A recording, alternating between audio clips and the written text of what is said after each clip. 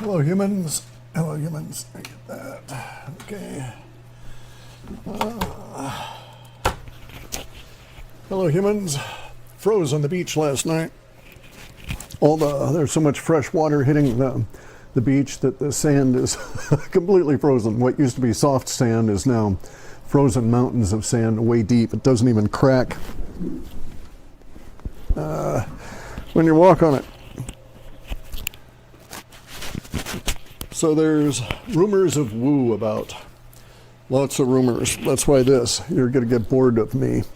But unfortunately, this could be a very event-filled month, and January, and it probably won't trail off much after that. Maybe February, it'll start sort of, the news sort of cycle will even out enough and it'd be reasonably steady. But for December and January, we're in a period of the breakdown of the narrative, and as the narrative breaks down, stuff leaks out of the holes, and so there will be all kinds of news and interesting rabbit holes and squirrely bits to go in and gnaw on to see what we're going to find. So the first of the rumors that's the most pressing is the Evergrande default. It's pretty much not a rumor, but there have been rumors since Friday when the Evergrande started doing stuff. Apparently they are actually at this stage totally defunct and now owned by the CCP. So now we're going to get into the ramifications of that. And all right, so we're in a deflationary world at this point. And deflation, it's cold out here, and so I've got the heat going, but even so, all the electronics have a thin film of moisture on them. Got down to like 36 here last night in this building. Okay, so we're in a deflationary environment that's been now aggravated, kicked over the precipice, and it's falling down, the Evergrande bonds, all right? And so we're no longer, the powers that be are no longer able to maintain the financial system that has ruled the world all of my life, that eventually evolved into the petrodollar that has ruled the world for most of your life. So since 1972 anyway. So we're in a deflationary environment. We've got Evergrande now being controlled by the CCP. That's one deflationary event. We've also got the die-off, and that's now having consequences, deflationary consequences, right? There aren't as many people. We're in some areas, the death rate in some, so it's really, really strange. It's not ubiquitous. It's not even throughout humanity. It's very much geographically located. So there's like nothing in the way of these kind of problems in certain areas around tech areas, right? Like Silicon Valley, this kind of thing. But you get out in other areas and it's really ugly. So some areas are running 2.5 times as many people dying per month as they used to, as this time last year. So if you go and look at this time last year, the number of deaths in this particular region of this particular county, you'll find that this year they're running 2.5 times as many. And we're losing a lot of the old people because they got the vaxes first, and so they're really keeling over. I'm getting reports of this all the time. You know, so-and-so's, my brother's father-in-law has died, you know, and my sister's mother-in-law and her sister have both died, these kind of things. So it's starting to escalate. So the die-off is moving up. This is deflationary. All of those people that are dying are not sucking up resources anymore. They're not competing for resources, so there's no pressure on prices relative to them. Deflation basically means that there's a lack of demand for it, right? That's fundamentally in the system, the financial system that is the petrodollar. All fiat currencies are not real money.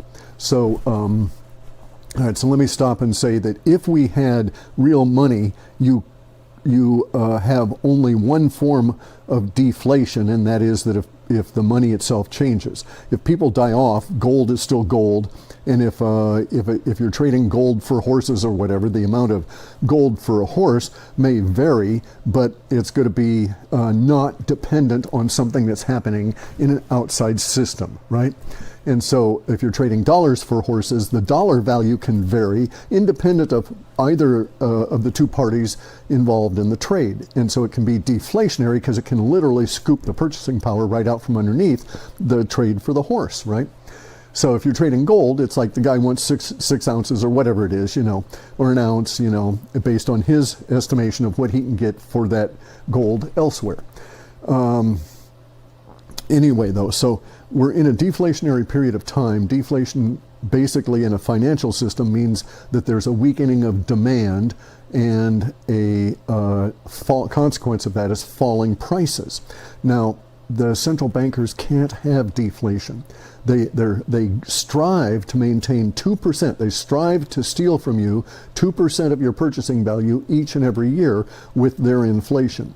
We've recently come through hyperinflation, where in the course of that hyperinflation episode of this last 18 months, the cost of energy in my locality here, my location has essentially doubled from over the course of the last 18 months. So it went like from $2 something to almost $4 a gallon, right? And so we're rising on that. So we've been in a hyperinflationary period of time where it's much greater than the stated nominal 2% goal that has never, ever been achieved, and they've always run hotter than that at 4 or 5%, and now we're running in energy anyway at 40, 50, 60, 80, and now 100% of cost averaged or looked at over 18 months. So, but this hyperinflationary event is part of the circumstances that we're in at the moment. Now, so we're very much close to that. We are in the situation of being in 1932, 1933.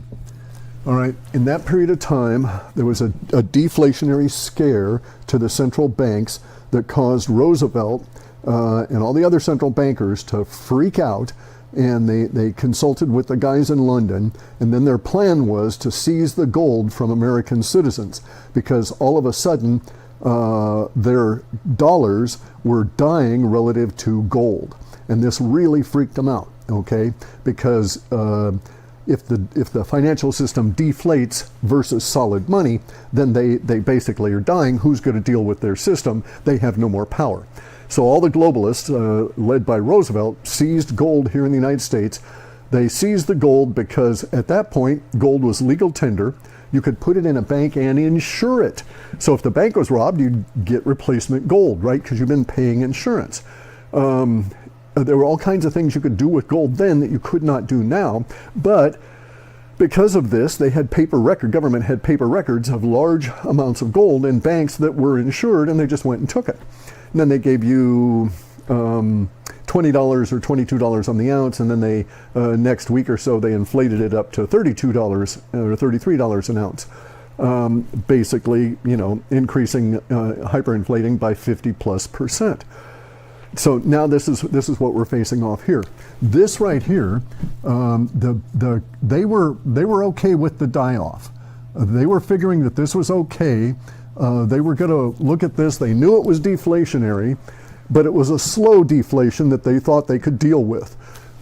The slow deflation was more accelerated than they had anticipated, and it's becoming more so, and it's really starting to impact spending trends and stuff within the financial system to the point that it's something of an embarrassment to them, right? It's leading to a deflationary thing in lots of places. Prices on estate sales, even property, these kind of things are dropping. Now we're in this weird, all right, so let me back up. So in 1933, they created hyperinflation.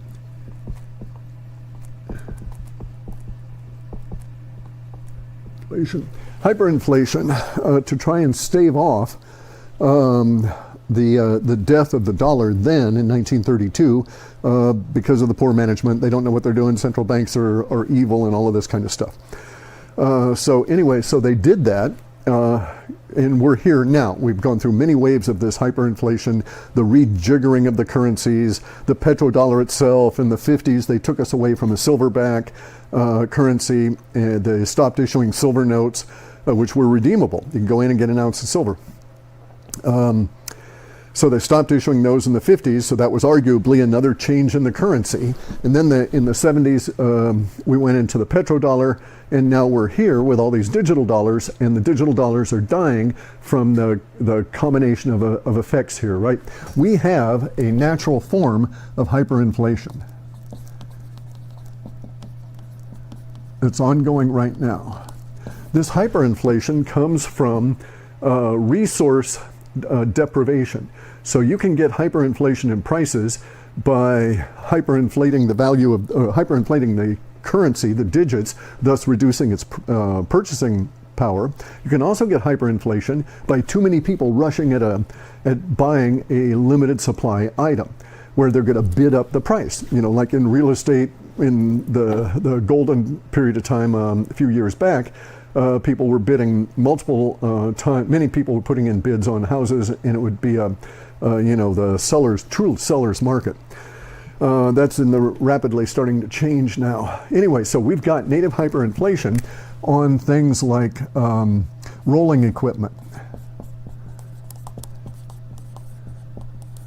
and what they call working stock. Rolling equipment is any heavy equipment, right? So large trucks hauling stuff from point A to point B, but it also includes, big earth movers, excavators, low boys that are only used occasionally for hauling giant earth movers, those sorts of things. So rolling equipment is all of this heavy duty stuff. Working stock is includes the material that they would haul for commercial use, right, in order to make rolling equipment. So it include all the big steel and all of that. But working stock has been enlarged in its definition to also include the mills, the mill equipment that stamps out the aluminum stuff, or the mill equipment that stamps out the steel. It does not include technically does not include anything where there's an outside energy source worked on it. So it doesn't include the furnace or the forge for metals. It only includes stamping and manipulating basically from electrical or hydraulics. Anyway, but we've got hyperinflation in these, okay? In the working stock, there's real hyperinflation in all of those machine tools, all of this kind of stuff that make other tools. And so this is going to soon start including 3D printers because they're going to be a vital thing in our new economy. But the deflation here is working against a hyperinflation that is spot specific, market specific. The deflation is generalized. Okay, so as there's fewer people around to eat food, we're going to need less food. We're going to need less clothes, going to need less houses, all of these kind of things. There'll be much more available stuff. Less competition. But while this is ongoing and is slow, this has been, the Evergrande and takeover by the CCP has been sparked the deflationary threat. And so now the issue, there's a lot, by the way, okay, so there's a lot of places that we have hyperinflation. We've got hyperinflation in food, but it's relatively minimal compared to serious hyperinflation here. So hyperinflation in food, you might see them claim 12% increase or 2 or 3% increase in milk prices, but it might be 12 or 15 or 18%. So it's really hyperinflation, 12 or 15 or 18%.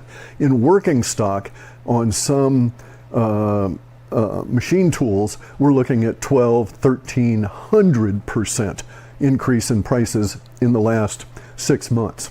So that's true hyperinflation. So basically tools are super hyperinflating because people know that, you can use tools to make things. So the makers are emerging now.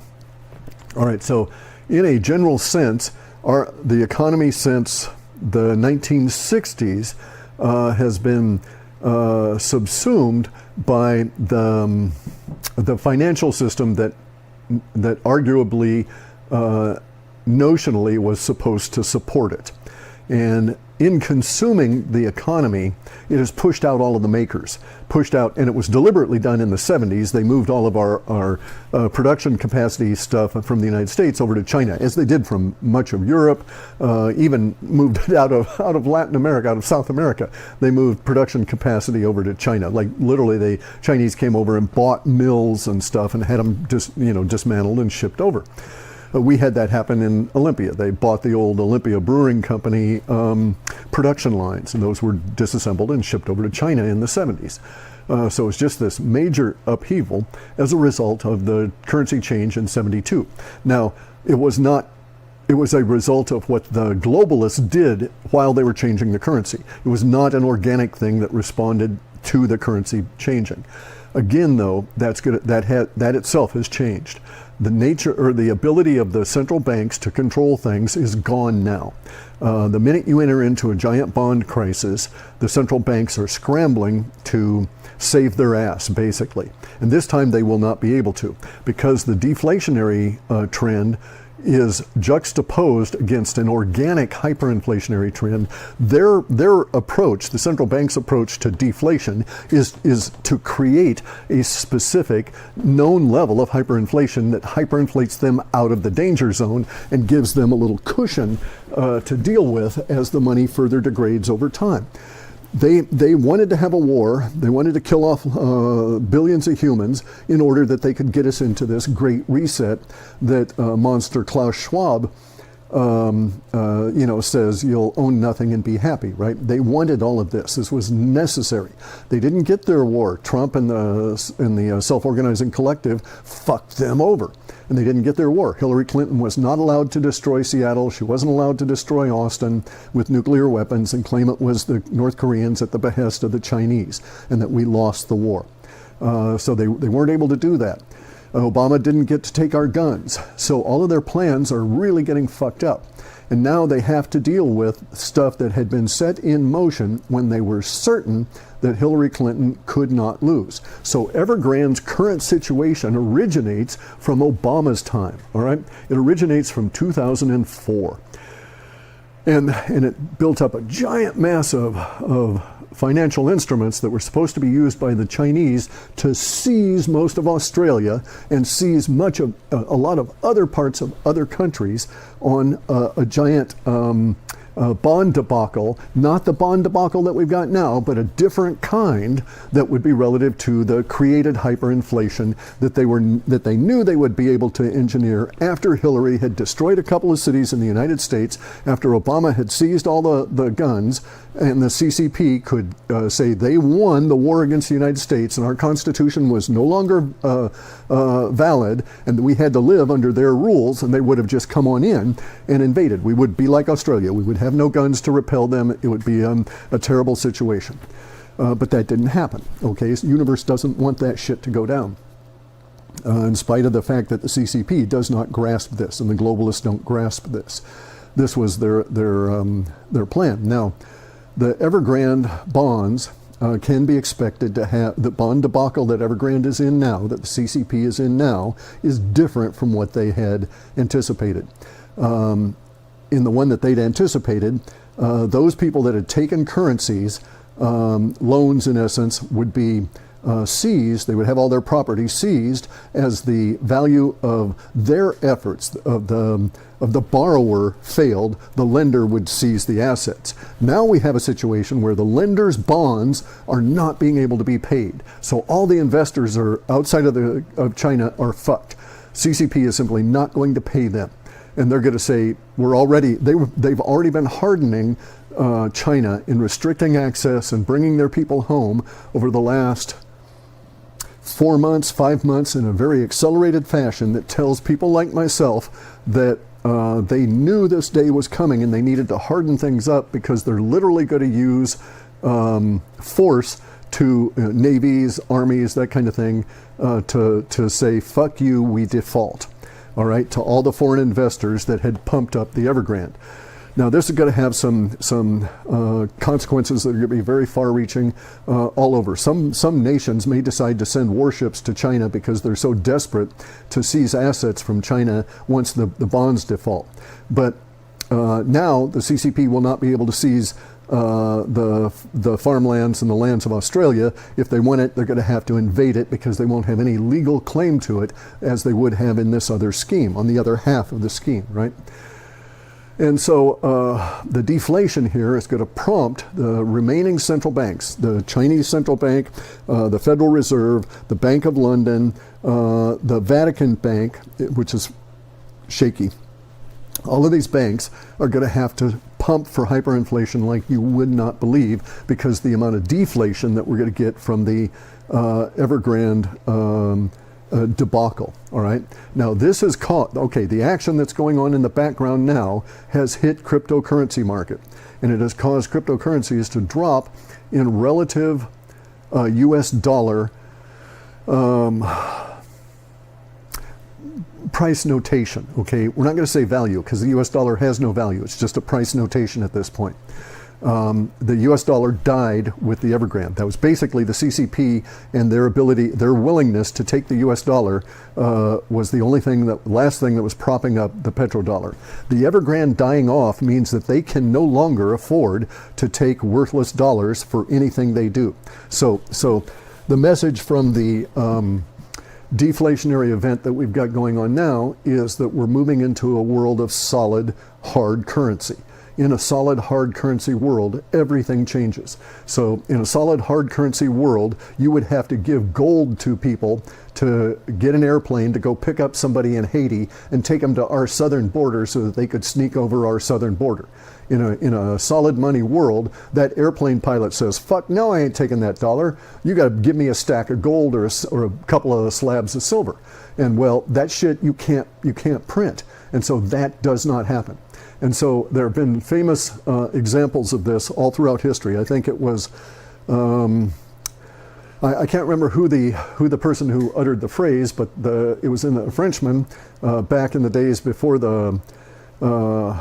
or during the time of Napoleon, one of the Napoleons, I think Napoleon III, where the Frenchman said that, you know, if we had to pay for these wars in gold, they wouldn't happen. You know, so, and that's basically it. Nixon, in 1972, freaked out that we had so little gold left, and he knew we were running out. Thereafter, we would be fucked, and we were being worked over by the French, who knew we were in this position, and were demanding gold for their dollars, and so he closed the gold window. And because of this overt understanding of the hard money situation that backs all of fiat currency. And so that hard money situation is recurring. It is starting to rear back up now because so many people and institutions will not be taking Chinese currency or US currency. They'll have to hyperinflate that shit and do everything they can to get you to take it.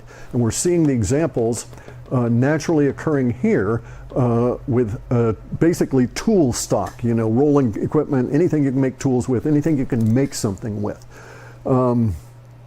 which is going to be necessary for US survival, all countries' survival. So we're going to see a great, one of the consequences of this is that those countries that have resources are going to be able to grab those resources and say, fuck you to China and their quasi-legal claims through the phony bond markets. This is also going to hit the derivatives, it's going to crash banks, it'll hit real estate globally, massive deflation in real estate globally as a result of this, pockets of hyperinflation as the currency goes thrashing around here and there, in response to what's going on, both the die-off and the machinations of the CCP and the other central banks trying to create more hyperinflation because that's all they've got.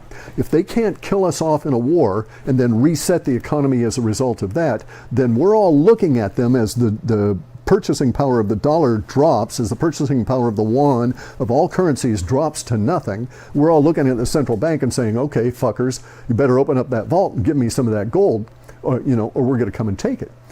because you guys have fucked up this whole thing with this weird system. It basically, over the course of the next few years, this right here is the end of the financial system. It's the end of the globalists. This is the spark that's going to trigger this growing, and they're going to keep pushing on it and keep pushing on it, so it won't be instant. They're going to do everything they can. They're going to throw everything they can at the to try and repair this situation relative to the financial system. It won't work. In this process, they will come out and they'll try all kinds of weird propaganda and PR shit and this sort of thing to sell you whatever solution they've got that again just simply won't work. This is usually the time that we get into the wars, okay? 1932, 1933, note what was happening in Germany as the bond crisis swept through the globe and caused this depression situation to go on, right? Germany was in the position of Australia. Germany had owed debts that were put on them by being the loser of the war. That would have happened in the United States. We would have had reparations that we would have had to pay to China for, whatever, some sin that we'd done to them. Now it's reversed. China's going to have to pay reparations to CCP. It's going to have to pay reparations to all of the globe for the bioweapons they're releasing and all of this. They won't do it. There will be hard wars as a result of this. Brief, because CCP is very brittle. Anyway, 1933, the bonds crashing globally basically allowed the social chaos, created the social chaos that propelled the brown shirts and Hitler into power, as was designed into the process. Now we've got something that isn't designed into the process. They actually had a different plan for the Evergrande bonds. They had the 1933 plan for the Evergrande bonds. Australia, at this point, there was supposed to be a crash in the money after the war, and Australia, the US, and all of this would owe vast quantities of money to the CCP, which we would not be able to pay, and the CCP would come and take property, buildings, land, all of this kind of stuff in lieu of this debt that we owed them, theoretically.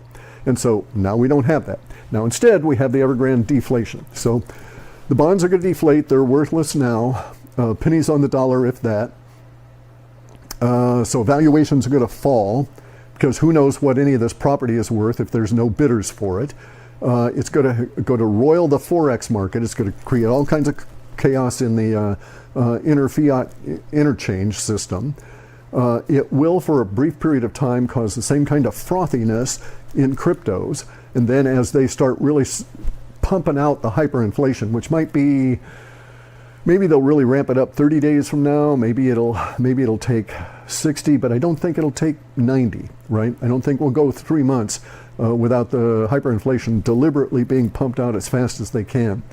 I don't think 3 months. Realistically, I think they're starting to freak now. How long before they crack in their minds and start doing stuff just to react, because they can't take the energy building up in them anymore, is hard to say, but I really don't think we'll get through at my gut level, it's my just a feeling, right? Not a conclusion, but a feeling that the pressures would be too much to bear by the end of this month, and they would be reacting then even.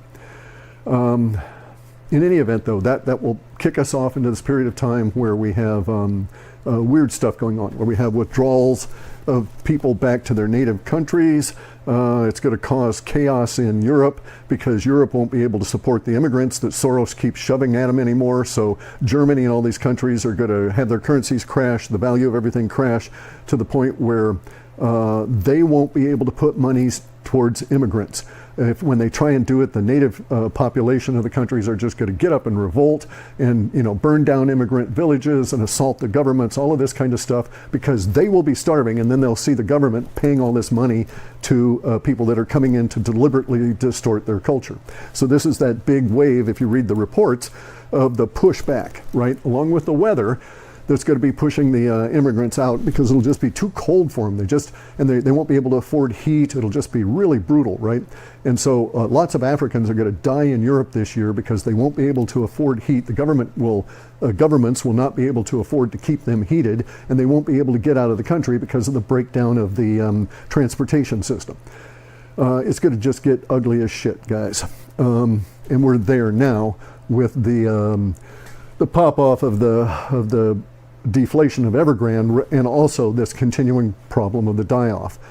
I don't think that the pandemic plan was thought out ever by these fuckers. I don't really think they think. They're just really clever. They get an idea and squirrel in on it. But they did not work their pandemic plan absent the war. The pandemic was supposed to come after we had been involved in the war as part of that process. And then they expanded that plan when they didn't get their war.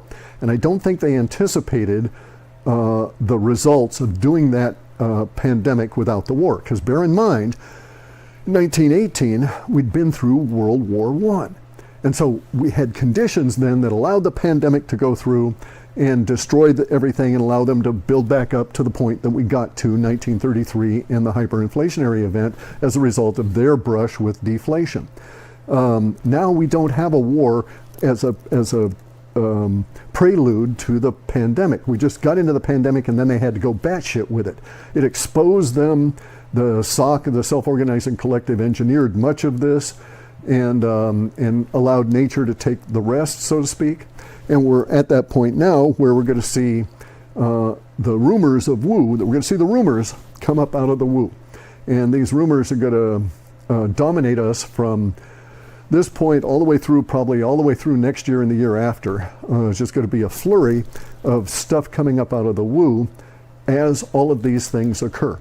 And unlike the 1932-33 episode of bond default and the hyperinflation thing, here we have the internet, so long as it lasts.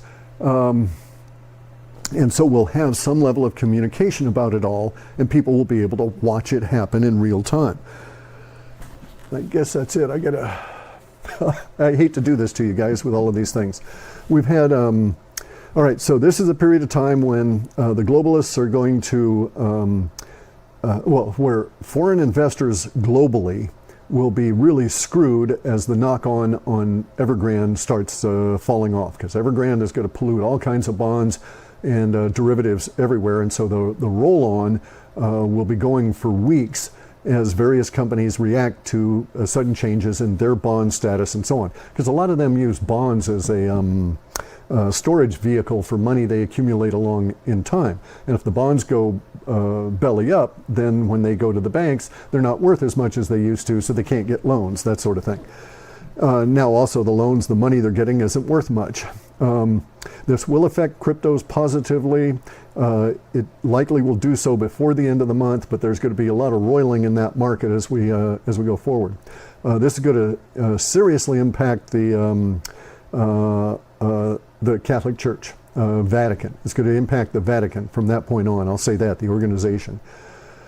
This is the period of time, as a result of this, we'll probably get within, say, the next 60, 90 days. So maybe into February, first part of March, we'll get into a period where the government employees' paychecks just don't buy anything, and they'll start walking off.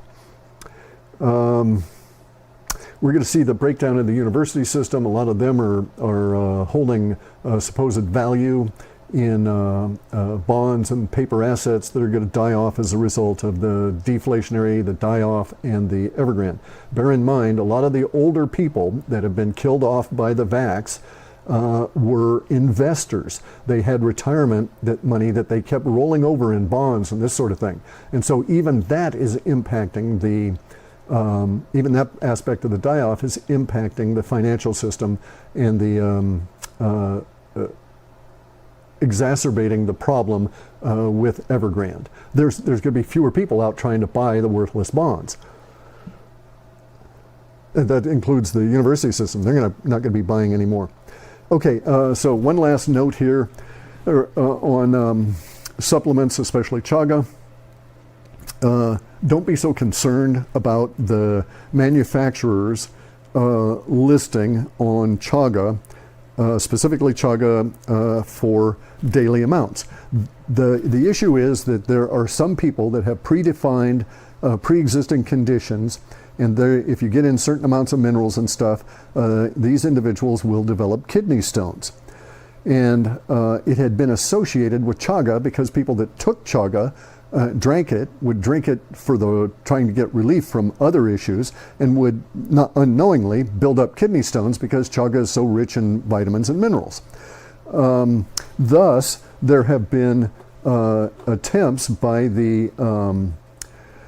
basically the powers that be on all of this, on all supplements, but there have been attempts by the powers that be to ratchet down on the availability of these things because it keeps people healthy and out of their pharma system. And so they would set limits of like 3/16 of a teaspoon of chaga per day. And I get people writing me emails saying, well, you know, how much do I take and all this kind of stuff. They're really worried. You know, can I drink the grounds and that sort of thing. And I have to chuckle and I have to laugh because it's a naturally occurring substance. You can only absorb what you can absorb out of the ground, so you can drink them quite happily, eat the stuff, and it'll pass through you. Your stomach will take what it can from it, and the rest will be excreted. So it's not going to be an overdose, so you can't really overdose on it. You could eat so much that you want to throw up, and that would be sort of an overdose, but you'd have to eat a lot of that stuff. I put a 1/4 teaspoon in a cup of coffee, and I might have 4 cups of coffee, 5 cups of coffee in a day, drinking about 2/3 of it before it gets cold because I let it sit out while I'm out doing stuff. But then I'll only drink the coffee before noon, and then in the afternoon I drink straight chaga tea, usually a 1/2 teaspoon per cup, and I finish it off and drink all the grounds. And I've been doing this for years. The native people here have a saying that if you get cancer, if you get pains in the gut, if you get colon cancer or stomach cancer, any of these kind of things, that you take a chunk of chaga and you cut it into bite-sized pieces, and you just keep it in your mouth 24 hours a day, or as long as you're awake, right? So as long as you're awake, you got a piece of chaga in your mouth, and you're just sort of chewing it, working on it, your saliva's dissolving it, and it's getting down there and flushing out the cancers and so on. And this is also the same way that the Siberian people use it, and this is the same way that Alexander Solzhenitsyn's book, Cancer Ward, reports from the ancient Siberian use of it. And they say if you get cancer, you just never let it out of your mouth. And this is true of skin cancers, all different kinds of cancers. Chaga is loaded with vitamin D. It's got all kinds of minerals and stuff. It's also got stuff in it that the scientists don't know how it works relative to your immune system, but it's a big immune system booster. So you will find out if you're taking too much chaga because your stomach is going to let you know. Other than that, don't worry about it. If you get pains or something in the kidneys, then you may want to go and talk to a doctor and get a couple of assays and tests to see if you're likely to develop a kidney stone. This would be most acute with people with some other kind of disease affecting the kidneys or that are old.